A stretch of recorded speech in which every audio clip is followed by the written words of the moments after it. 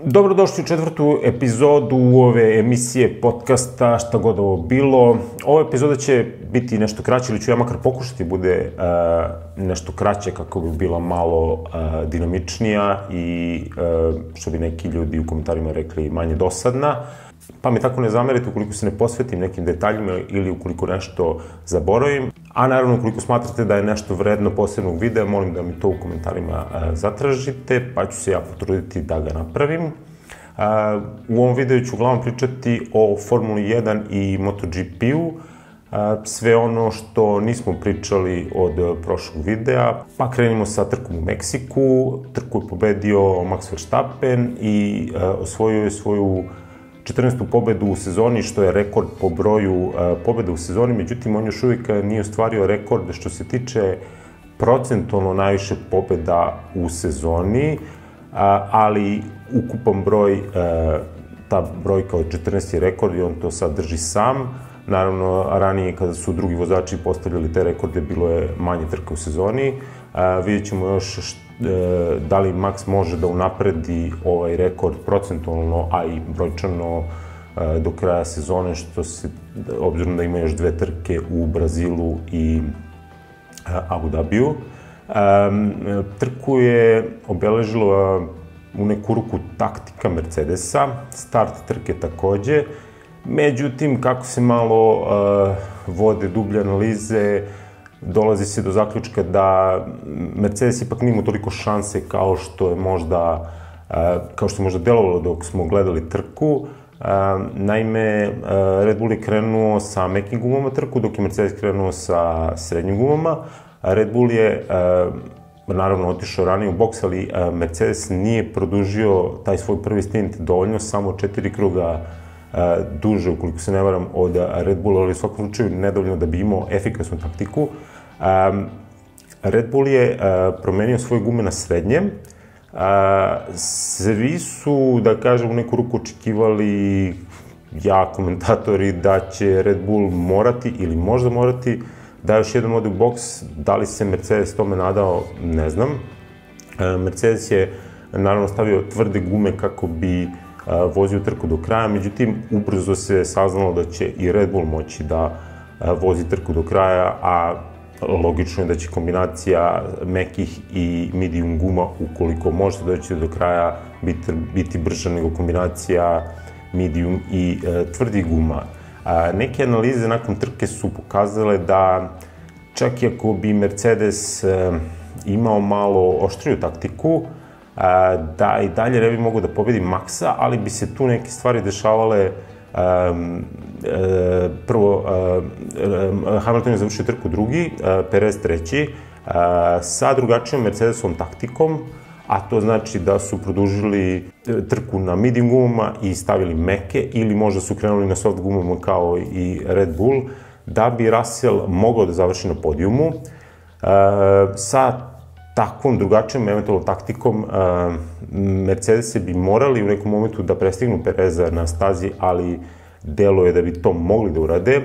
I isto tako, pošto bi bili bliži Maxu, Max bi sigurno morao da vozi malo agresivnije i pitanje je da li bi se tu pojavila veća degradacija guma, znate kako, potrošnja guma u Formula 1 nije linearna i dosta zavisi od temperatura, dosta zavisi od unutrašnje temperature koja je opet direktno vezana za temperaturu felne i kočnica, sve to povezano, tako da ta potrošnja onako nije linearna i ne možemo tačno znamo kako bi se Max na čelu ponašao da je Mercedes napravio malo veći pritisak na Maxa, ali neke druge analize kažu da Mercedes jednostavno nikada nije ni znao da ima neke oštre taktike, nije morao da zna, godinama su bili na čelu i igrali su sigurno. Sada su takođe igrali sigurno, ali je nekako čudno da to rade sa drugog, trećeg i četvrtog mesta. Mislim, meni je čudno kažem da Mercedes ne bi znao da napravi taktiku, ali ajde da kažemo da makar što se tiče Meksika nisu se pokazali još uvijek. Čini mi se da je za njih to novo da ne voze na čelu. Za najboljeg vozača trke je izglasan Daniel Ricciardo. ovi glasovi dolaze od gledalaca i, aj kažemo, taj odabir neretko je pomalo čudan, ali sasvim razumljiv. Ricardo je dobio 10 sekundi kazne zbog kontakta sa Tsunodom, koji je očigledno bio njegova greška i očigledno je bio jedan preteren kontakt. Ajde da kažemo, pre svega Ricardo je dobio nagradu za vozača dana zato što je dosta obilazio na kraju i uprkos kazni od 10 sekundi uspeo je da završi 7. sa sve tih uračunatih 10 sekundi. Poenta je toga da je on na kraju imao meke gume i da je veoma lako obilazio formulu na stazi. To se naravno dopalo gledalcima. Sigurno se dopala i agresivnost na Tsunodi, iako je očigledno bila Ricardo greška.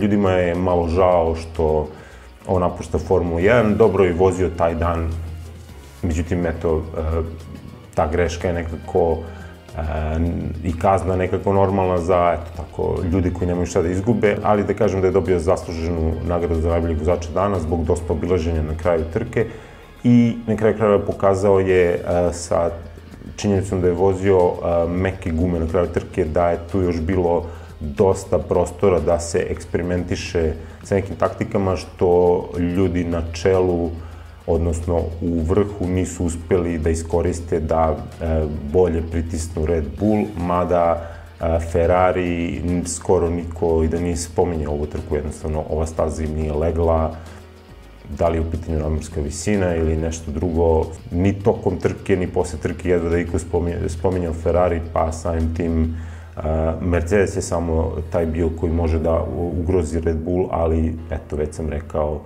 otprilike da nisu bili dovoljno agresivni. Drugu bitnu kaznu je dobio Gasly. On i Stroll su imali kontakt. Stroll je naravno, vidite, ako kažem da je Stroll tatin sin, to u većini slučajeva zvuči loše, ali generalno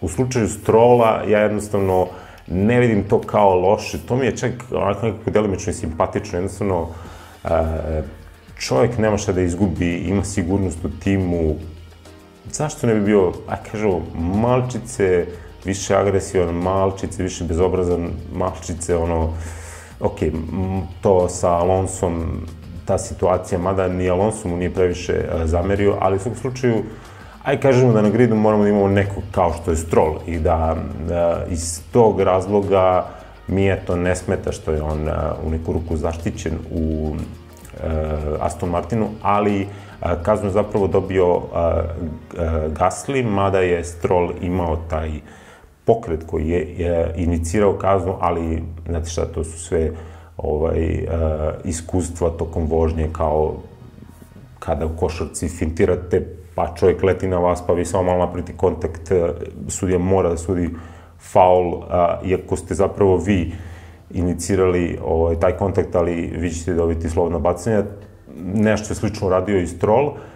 U svakom slučaju, poenta je da je Gasly dobio kaznu i poene na dozvoli i sada ima ukupno 10 poena i ne sme doći do 12, inače će da bude, morat će preskoči jednu trku ukoliko doće do 12 poena, a ti bodovi kad god se skupe, oni naravno traju 12 meseci i trenutno se Gasly nalazi u situaciji da narednih 9 meseci mu se neće skinuti nijedan bod, jer je sa tih bod sa dozvole, sa licence, zato što je dosta tih kazni dobio u relativno skorašnjem periodu.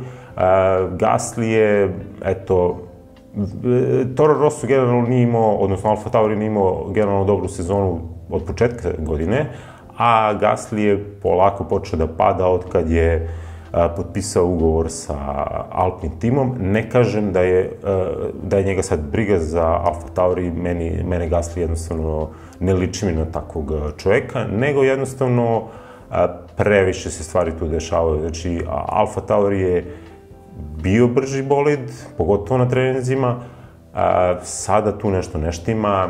Kada jednostavno vidite da ste pod većim pritiskom, da imate manje poena, da vam tim pada u konstruktorskom šampionatu, na sve to treba da razmišljate o sledećoj sezoni i u novom timu, jednostavno Gasly u neku ruku opravdano to ne može psihički da izdrži. Mislim da ni većina drugih vozača se ne bi dobro snašla u takvoj situaciji. Sama trka u Meksiku je bila onako srednja što se tiče kvaliteta, nije bilo nekih još značajnih detalja tokom trke. Neke su se stvari dešavale oko staze, odnosno u neku ruku svi su očekivali da će Perez imati mnogo veće šanse za pobedu. On je čak i prethodnu trku stavio novi motor. Ja sam mislio da će mu to značajno pomoći za ovu trku. Međutim, Mercedes je veoma naoštren da ostvari neki dobar rezultat ove godine, dodatni, a isto tako Max je, verujte mi, u Max je u modu samo skupljanja rekorda. To vam nikad neće nijedan sportista reći, nijedan vozač, ali kada ste na vrhu i kada već polako ulazite u domen legendi, a Max to definitivno već jeste po broju ukupnih pobjeda, za neke druge stvari još uvijek treba dosta da stiže Hamiltona, Schumachera, Senu, Prosta, Fangio i tako dalje, ali je u nekoliko kategorija već Max postaje legenda i vidite, vaša motivacija je tu samo da jurite rekorde. To naravno nećete priznati, ali da, njemu su sad samo brojke u glavi i zato i na naredne 2 trke očekujem da on bude veoma agresivan. Što se tiče šampionata, prvo mjesta su naravno obezbeđena. Mercedes i dalje ima šanse da stigne Ferrari na drugom mestu što se tiče konstruktora. Ne znam koliko su realne šanse za to, ali se Mercedes približava. Razlika je znači 40 poena. Što se tiče vozača, Perez trenutno vodi za 5 poena u odnosu na Leclerca. Nekako mi se čini da Perez ima i veće šanse da zauzme drugo mesto nego što Mercedes ima šanse da zauzme drugo mesto, zato što pre svega i Leclerc i Ferrari su nekako u padu, kao da tu nemamo motivacije. Na kraju krajeva oni su već ranije rekli da su se oni u potpunosti okrenuli sledećoj sezoni i da njihove vožnje na slobodnim treninzima i generalno razvijanje tog automobila nije toliko orijentisano pobeđivanju individualnih trka, ostvarivanju najbržih krugova ili pol pozicija, već pravljenju formule koja će u šampionatu biti bliža Red Bullu. Što se tiče dešavanja van staze, Red Bull je dobio kaznu za prekoračenje budžeta, znači 0,37% prekoračenja budžeta je donelo 10% manje vremena za razvijanje aerodinamike, što u principu ne bi bilo toliko strašno da Red Bull već nema najmanje vremena za razvijanje aerodinamike, jer tako ide rangiranje na osnovu plasmana u šampionatu.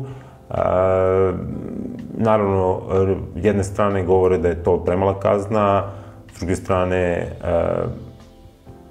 Red Bull očigledno ima značajno manje vremena od svih drugih za razvijanje formule. Opet treći kažu da Red Bull ima gotovu formulu i da jednostavno ta količina vremena za vazdušni tunel i CFD jednostavno nije neophodna ukoliko imate, da kažemo, krštenu formulu, odnosno uspešnu formulu. Tako da mnogi su očekivali znatno veću kaznu za Red Bull, ali ja iskreno za tako malo prekoračenje ne znam zaista šta su oni očekivali, pogotovo što su ovo tek početci ovog coast cap-a i tih limita i kazni i verujte mi, ni ljudi koji se najbolje razumeju u Formula 1 nisu do relativno skoro znali šta će se desiti i koja kazna, tako da ajde da Formula 1 bolje definiše ta pravila, pa onda nek ostali, pre svega Toto Wolff i Mercedes, nek onda traže veću kaznu, jer mislim da su bukvalno timovi na papirologiji traže način da jednostavno Red Bull ne bude više tako brz kao što jeste, a ovo je jednostavno premala stvar da bi se to desilo. Jednostavno nerealno očekivati da na ovakvoj stvari Red Bull dobije sad neku kaznu koja će im usporiti 1 sekundu. Još da spomenem da je trka u Vegasu najavljena za 2023. godinu, odvijeće se uveče. po mraku, dakle, pod reflektorima. Promovisao je Lewis Hamilton i tu je bio neki manji incident odnosno Lewis Hamilton i Perez. Tu je bio neki manji incident sa, voze se formule na uskoj uličnoj ulici, bukvalno, i tu su barijere, tu formule treba da se okreću, pravići oni krofnici i to, i mislim da se, iskreno, takvi naslovi me ne privlače mnogo, mislim da se Hamilton malo naslonio na ogradu, ali ništa značajno, verujte, na takvim gradskim dešavanjima se zapravo takve stvari dosta često dešavaju, ništa čudno, hladne gume, loša podloga, vrlo često tu voze sa kišnim gumama, jer su mekše i rade na manjim temperaturama, ali bitna je priča da će Amerika dobiti još jednu trku, što mislim da je dobar znak, jer je trka u Teksasu imala 450.000 posetioca. Setimo se onog skandala u Indianapolisu 2005. Naravno, bilo je još tu turbulentnih dešavanja, ali serija Drive to Survive sa Netflixa, a realno možete da je nađete na drugim mestima ako znate se nađete, je napravila toliko popularnost u Americi za Formulu 1 da je to nevjerovatno, i kao što vidite, Teksas je imao rekordnu posetu, Miami je napravio faktički novu stazu za Formulu 1, Las Vegas u sledeće godine. Tu se samo pojavile neke priče da bi Formule trebaju da došto to su više nečije želje, da Formule imaju kao neke neonke ispod, odnosno ledove, da se kao bolje vide, da bude sve to atraktivnije za televiziju i za gledalce na kraju krajeva, što naravno proizvođačima, odnosno konstruktorima uopšte neće biti teško da implementiraju to. Međutim, mislim da je stvar u tome da noćne trke, zaboravljamo, su zapravo veoma, veoma dobro osvetljene i da jednostavno to se ne bi toliko videlo, da bi pravili tu neka atraktivna Las Vegas svetla, zato što jednostavno formula se vozi i danju i noću pod savršenim svetlosnim uslovima, zapravo noću vrlo češće nego danju kada je, ne znam, kiša ili neki oblaci ili tako da. Naravno, ima nekih endurance trka gde se vozi noću pod značajno slabim svetlom, pa onda neki delovi staze imaju bolje svetlo, neki imaju gore, neki skoro nemaju uopšte, i onda bi to, ti ledove ispod bi donali neku atraktivnost, ali mislim da ovo kod Formule nema smisla, a ne možemo očekivati da se noćne staze za Formulu 1 prave sa manje svetla, bez obzira što kamere i televizija to u današnje vreme mogu da naprave dobru produkciju u poređenju sa nekim prošlim vremenima, ali jednostavno mislim da bi sigurnost bila znatno ugrožena, tako da bilo kako neko ambijentalno okruženje u Las Vegasu neće se desiti i već će staza biti savršeno osvetljena kao u Singapuru ili Abu Dhabiju. Još kratko da se osvrnemo na Haas. Po nekim posljednjim informacijama, dva vozača koji bi trebalo da zauzmu mesto u Haasu su ili Mick Schumacher ili Nico Hülkenberg. Ja ne znam iskreno šta da mislim o tome, nemam ništa protiv povratka Nico Hülkenberga, mislim da je pritisak na Micka Schumachera preveliki, bez nekog posebnog razloga, jer da, tu se kaže kao, ne znam, kao on je napravio štetu na formulama, to se puno košta, da, verujem da je to slučaj, ali u neku ruku verujem da je sve to nekako očekivano i uračunato unapred, pogotovo za timove koji ne voze napred i za timove koji jednostavno imaju mlade vozače, to morate računate. Ne znam, čini mi se kao da je neko šapnuo Günther Steineru na uvo kao da će Schumacher ili da je možda Michael Schumacher napredovo kada je bio pod velikim pritiskom, pa možda očekuje da će to biti i slučaj sa Mickom. Jednostavno, taj neki tretman Micka tokom sezone mi je malo čudan. Znači, ili ga jednostavno pustite ili ga pustite da vozi, ovo nešto između, bez nekog posebnog razloga, ali ajde da kažemo, verovatno neko tu zna više od mene šta se tu sve dešava, ali ajde ovako, skoro pa napamet da kažem da očekujem da će Mick ipak voziti sledeće godine za Haas. da popričamo malo i o MotoGP-u, svašta se desilo. 2 titule su obezbeđene, Moto3 još ranije. Voženo je testiranje u Valenciji, Suzuki je napustio sport, znači uprkos tome što se nekako znalo da će Bagnaia osvojiti titulu, ipak se previše stvari dešavalo i još uvijek se tu dešava. Pre svega, kratko se osvrnemo na Moto2 šampionat, koji sam u neku ruku najavio da će biti veoma interesantan do kraja. On nije baš bio toliko interesantan do kraja, ali kada biste bili možda u Ajagurinoj koži, onda bi znali koliko je zapravo napet taj bio šampionat. Šta se desilo? Na pretposlednjoj trci u Maleziji Ajagura je bio drugi, Fernandez je bio iza i realno Ajagura je trebao da napravi značajnu razliku u šampionatu u odnosu na Fernandeza i da kažemo, relativno komotno uđe u posljednju trku i da bude značajno bliži tituli. Međutim, Ajagura je na samom kraju trke pokušao da izađe na prvo mesto, to je i uspeo, vozio je samo kratko na prvom mestu i onda je pao, Fernandez je završio 4. Uzeo je prednost u šampionatu i došao je sa tom prednošću naravno na posljednju trku u Valenciji. Ajagura je takođe pao na trci u Valenciji i Fernandez je zasluženo osvojio titulu. Međutim, ono što treba znati i zašto uvek treba da budemo obazrivi kad dajemo neke procene i kritike sa strane, jeste da je Ajagura rekao još u Maleziji da je on morao da ide na to prvo mesto i da uzme bukvalno svaki bod koji mu se pruža bilo gde, zato što on jednostavno nije se osjećao sigurno, odnosno svoje performanse u Valenciji je unapred opisao kao nedovoljno dobre da bi mu taj kapacitet bodova obezbedio titulu, tako da je u neku ruku on proračunato rizikovao i izgubio u Maleziji.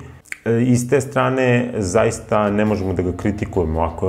Ako vozač kaže meni treba svaki bod na ovoj trci i moram da rizikujem jer na sledećoj ne očekujem da ću biti dobar, nema mi tu šta da se mešamo i tako je bilo, znate.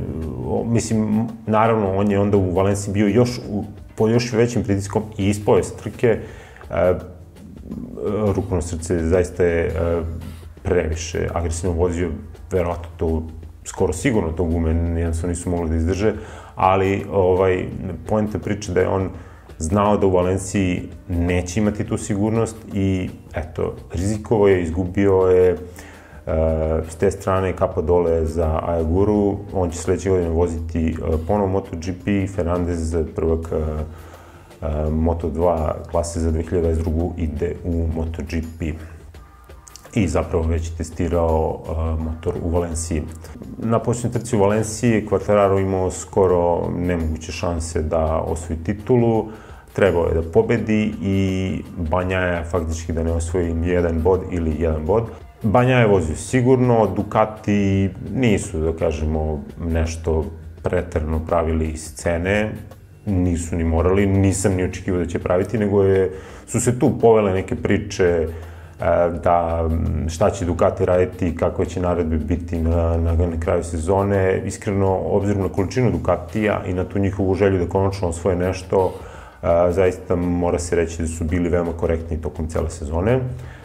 Bagnaia je zasluženo osvojio titulu, Quartararo, iako je, može se reći, većinu sezone delovao kao sigurno za, ako ne za osvajanje titule, onda makar za održavanje te prve pozicije, na kraju kada se pogleda je imao samo jednu pol poziciju tokom sezone i to zapravo pokazuje koliko je bio težak zadatak pred njim da osvoji i bilo koju trku u drugoj polovini sezone i titulu generalno. Te neke reakcije Yamahe i zahvalnosti Quartararu dobro pokazuju da oni hoće da kažu da je do njih, a da nije do njega, što je na kraju krajeva i očigledno.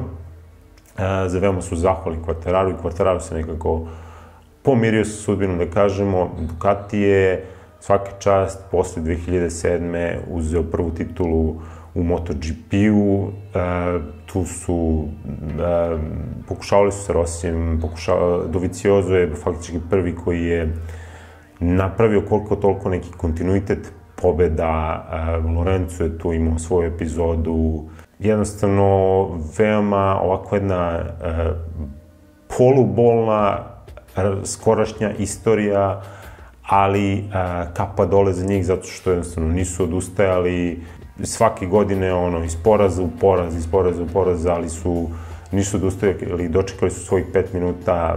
Znate šta, ja moram kažem da je prvo COVID je igrao ogromnu ulogu za sve neevropske timove, odnosno neevropske proizvođače, pošto su faktički timovi uglavnom evropski, ali i proizvođači, znači Suzuki, Yamaha i Honda.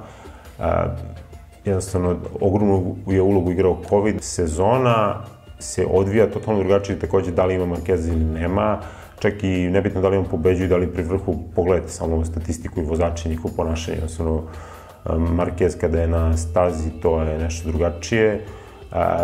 Eto, poklopile su se neke kockice Ducatiju, poklopila se činjenica da je dosta elektronike dozvoljeno u MotoGP-u, da su dozvoljeni spoileri, naravno, ne samo traction control, nego i generalno veoma intenzivno elektronsko to doziranje gasa koje je ključno za Ducatijeve pobede ne samo u MotoGP-u, nego i u Superbajku. I, mislim, ovo što pričam ne želim da im smanjim na bilo koji način njihov uspeh, ali jednostavno poklopile su se kockice koje su oni konačno iskoristili, ja bih rekao možda su morali ranije, znate, jednostavno toliko truda, toliko timova, toliko vozača. Ono što ne deluje dobro za Ducati jeste da je Marquez veoma brz na veoma sporom motoru i vezano za to 2 dana posle trke bilo testiranje u Valenciji na istoj stazi. Znate kako, tu imaju vremena, prve su bili, naravno, Ducati i Aprilia, to je u neku ruku bilo očekivano, Suzukija više nema, to je tek posebna, veoma tužna tema. Mir i Rindt su uspeli da testiraju za Honda, zapravo, iako su ugovorom do kraja ove godine vezani za Suzuki, tako da su morali da nose odela bez reklama i da ne daju nikakve izjave, ali su uspeli da voze. Alex Marquez je u Ducatiju, sva ta tumbanja koja su trebala se desiti sa vozačima desila su se samo 2 dana posle trke, što je super. Međutim, uglavnom Ducati niko nije spominjao tokom testiranja, oni su, ono što se kaže, iste meta, isto stojanje, Aprilia manje više se trudi da tu nešto naprave. Sve priče su bile vezane za Yamahu i Hondu i otprilike 95% vezano za Hondu. Yamaha, što se tiče Yamahe, priča je bila samo da se očekuje jači motor, mašina za Yamahu i da Yamaha to za ovo testiranje jednostavno nije isporučila. To je otprilike sve što ima se kaže, znači Yamahi treba jači ili drugačiji motor, ona to nije ostvarila, šta će biti do sledeće godine, šta mogu da naprave, vidjet ćemo. Što se tiče Honda, Marquez je rekao sa ovim motorom ne možemo da osvojimo titulu i ovo je prvi put da čujem tako nešto od Marqueza, što je u neku ruku očekivano, jer čovjek više nije tako mlad i nije tako zdrav i, ajde kažemo, od njegovih 6 titula neke 3 uzeo na veoma kvalitetnu Hondu, mislim, 2014. je pobedio prvih 10 trka u sezoni. To mora da je najbolji motor te godine, ne može drugačije, ali kasnije, kada je Dovizioso krenuo da pobeđuje, jednostavno to nije bilo tako dobra Honda. I ne samo to, nego što ta Honda jednostavno je pogrešno izobličena prema ne Marquezovim potrebama, nego jednostavno dokle god je Marquezu išlo dobro, Honda jednostavno ili ništa nije dirala ili je čak i neke stvari krivo menjala samo da bi Marquezu bilo dobro, ali jednostavno on je čovjek koji, evo sad se ispostavlja, previše dobro vozi loše stvari u neku ruku za njegovo dobro, jer da je on ranije počeo se žali, možda ne bi ni pao, možda ne bi ni pravio pauzu, možda bi imao mnogo titula, sad je shvatio da mora da se žali, znate, to je jedna agresija To je kao nešto, kao komentari Maxa Verstappena na početku 2022. sezone i evo pogledajte, par komentara i rekordna sezona. Ja ne kažem da će sad zbog ovih komentara Honda sledeće godine imati rekordnu sezonu, ali sada je pravi moment da se kaže da sa ovim motorom ne može se osvojiti titula i da oni moraju do marta, aprila sledeće godine nešto da radikalno novo smisle.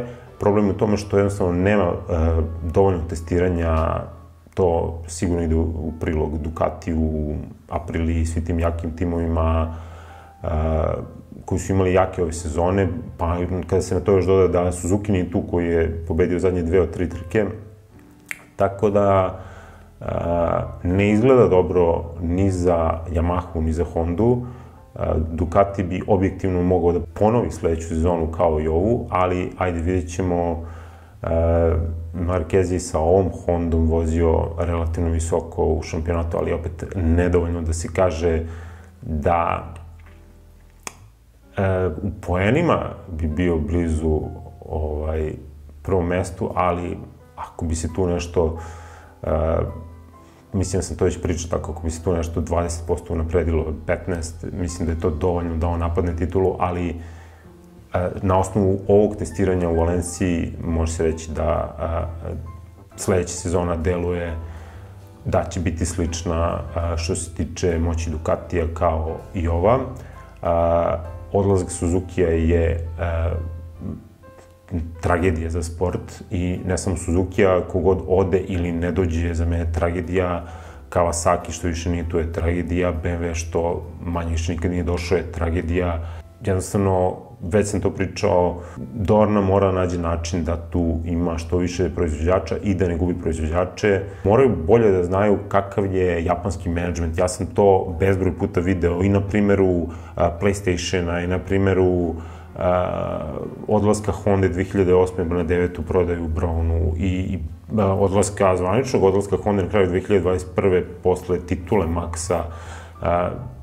Njihov menadžment je čudan, oni stvari gledaju iz daljine, vrlo često pogrešno, domaći, odnosno evropski ti ljudi koji odlučuju, ta evropska centrala u većini sportova jednostavno mora da nađe način da komunicira sa japanskim proizvođačima, da oni ne rade ovakve stvari. Sigurno je da jedno 50% ljudi u Suzukiju koji nešto odlučuju nakon pobede u 2 od posljednje 3 trke gleda šta su to pogrešno uradili, da li su uopšte morali da se povuku, tako da s te strane mislim da to mora bolje da se nekako organizuje, jer jednostavno sve ide ka tome da ovo bude neki Ducati Superkup, ali dobro. Yamaha je ostala bez drugog tima, kao što sam već rekao, u sveukupno 6 japanskih motora u šampionatu je nešto što se nije videlo decenijama. A još uvek jednostavno ne možete praviti nikakve takmičenje motora bez japanskih motora, oni su i dalje najveća sila i tu mora da se nađe mesta za sve, i takmičarskog, i finansijskog, i bilo kog drugog, koji timovi imaju bilo koje druge potrebe, mora sve to bolje da se organizuje. Za kratko još da kažem, su ostale još 2 trke u Superbike-u, odnosno to je ukupno 4 velike trke i 2 Superpole trke. Obećao sam da će ovaj video biti nešto kraći, verovatno će Bautista osvojiti tamo titulu i Ducati objediniti zajedničku titulu, što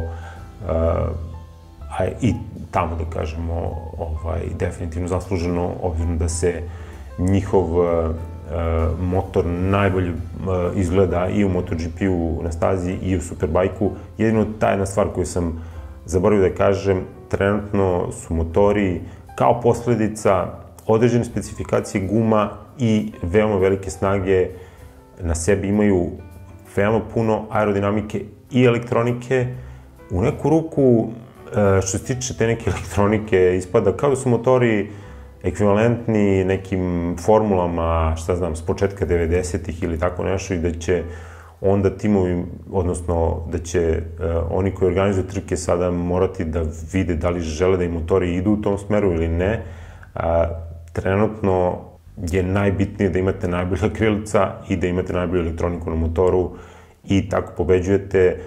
Ja opet 100 put ponavljam, ne mislim da je Ducati nezasluženo bilo što osvojio, definitivno su zasluženo sve osvojili, ali su takve situacije su na 4 točke u mnogim šampionatima iskorenjene u neku ruku, da te stvari odlučuju trkanje. Da li će neko odlučiti da i na 2 točka misli da treba tu nešto koriguje ili da je ovo dobar smer u kome idu ta takmičenja, jednostavno, ne znam, ja nisam tu da kažem. A recite mi šta mislite u komentarima, da li mislite da motori treba budu malo više analogni ili je ovo pravi smer u kojem se razvija trkanje na 2 točka. Hvala vam što ste gledali ovaj video, uspeo sam da ga napravim malo kraći, međutim ne baš toliko kraći kao što sam hteo. Neki like, subscribe, share me naravno uvijek motiviše da pravim još ovakvog sadržaja. Do sledećeg videa, pozdrav!